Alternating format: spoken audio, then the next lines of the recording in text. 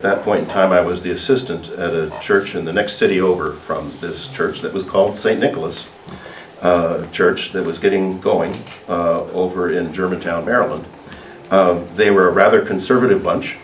Their whole orientation to how you form a community was that everybody needs to agree on pretty much everything that has any theological importance. And a lot of people like that, and they grew really fast.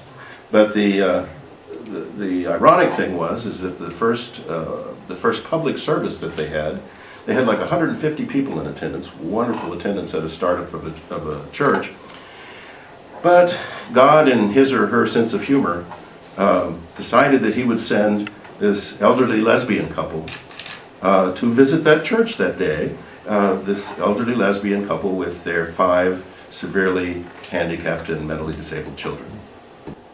They had, as one person said, more Christianity in their little finger than most people had in their entire body, but because of the orientation of the congregation and because it didn't agree with their theology, it began a conflict within the congregation. And you had the vicar, that's the Episcopal word for a church planter, and you had the founding families on the other side, each saying to the people in the middle in the congregation, "You're either with me or you're with them."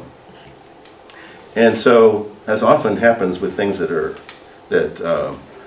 are supposed to be about theology, they're really about power and whether or not you get your way versus somebody else, and turning things into us and them, because it always feels better to us to have an us and a them, because we can say we're better than them.